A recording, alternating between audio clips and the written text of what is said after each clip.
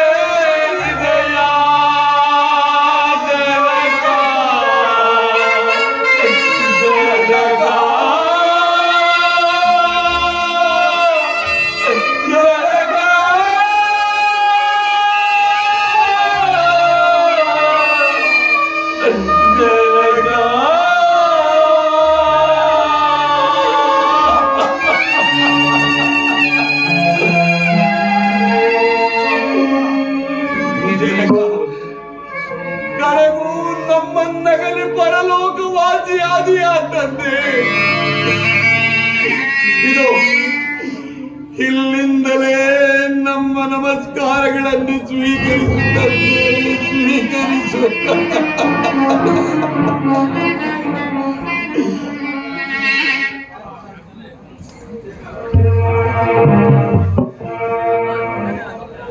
ಅಮ್ಮ, ಜನಕನ ಮರಣಕ್ಕೆ ಕಾರಣವಾದವರಾರು ತಾಯಿ? ನಿಮ್ಮ ಜನಕನ ಮರಣಕ್ಕೆ ನಾನೇ ಕಾರಣ. ನನ್ನ ಜನಕನ ಮರಣಕ್ಕೆ ನೀನು ಕಾರಣ? ಅದು ಹೇಗೆ ತಾಯಿ, ಅದು ಹೇಗೆ? ಹಿಂದೆ ದೇವಾಸುರದಲ್ಲಿ ನಾನು ಮಾಡಿದ ಸಾಹಸಕ್ಕೆ ಮೆಚ್ಚಿ ನಿಮ್ಮ ಜನಕರು ನನಗೆ 2 ಹೊಗಳನ್ನು ಕೊಟ್ಟಿದ್ದಾರೆ.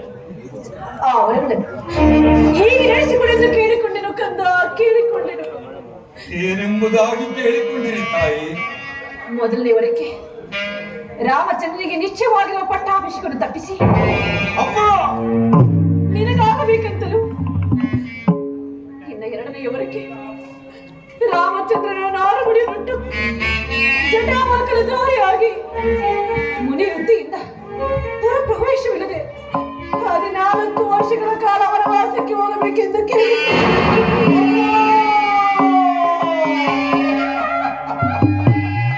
ವಾಕ್ಯವನ್ನು ಪರಿಪಾಲಿಸುವ ಸಲುವಾಗಿ ರಾಮ, ಲಕ್ಷ್ಮಣ, ಸೀತಾ ಎಲ್ಲರೂ ವನವಾಸಕ್ಕೆ ಹೊರಟು ಹೋದರು.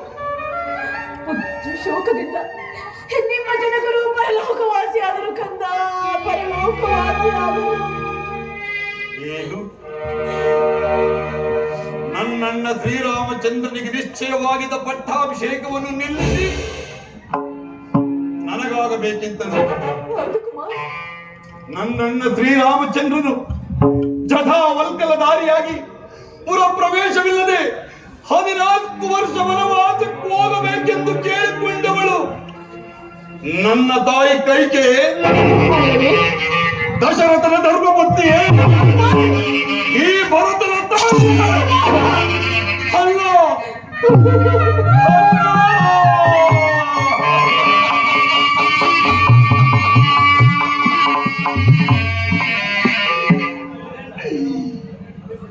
ನೀನು ಮಹಾಮಾರಿ, ನೀನು ಮಹಾಮಾರಿ. ಅಯ್ಯೋ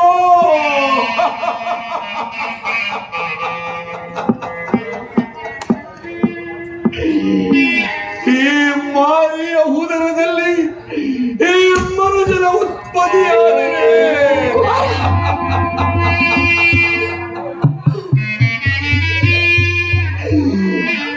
ಈ ನೀಚ ಭ್ರಷ್ಟ ಕೈಕೆಯ ಉದರದಲ್ಲಿ ಈ ಭರತನ ಉತ್ಪತ್ತಿ ಆಯಿತೆ.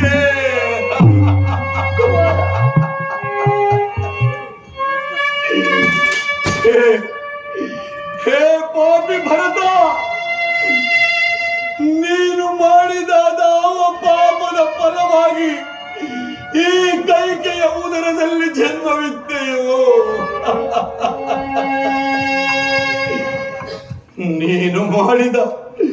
ನೀನು ಮಾಡಿದ ಯಾವ ಕರ್ಮಕ್ಕಾಗಿ ಈಕೆಯನ್ನು ಅಮ್ಮ ಎಂದು ಕರೆದೆಯೋ? ಛೀ ಪಾಪಾತ್ಮನೆ, ಅಮ್ಮ ಎಂಬ ಶಬ್ದಕ್ಕೆ ನೀನು ಯೋಗ್ಯರೇ? ಅರ್ಹಳೆ? ವಂಶನಾಶವೆಂಬ ತಳಹದಿಯ ಮೇಲೆ ದಶರಥನ ಮೃತದೇಹವನ್ನು ಸ್ತಂಭವಾಗಿ ನಿಲ್ಲಿಸಿ ಮಾತ್ಸರ್ಯ, ಅಸೂಯೆ, ಅಸಹನೆ, ಅಸಭ್ಯತೆಗಳೆಂಬ ಭವನಗಳನ್ನೇ ನಿರ್ಮಿಸಿ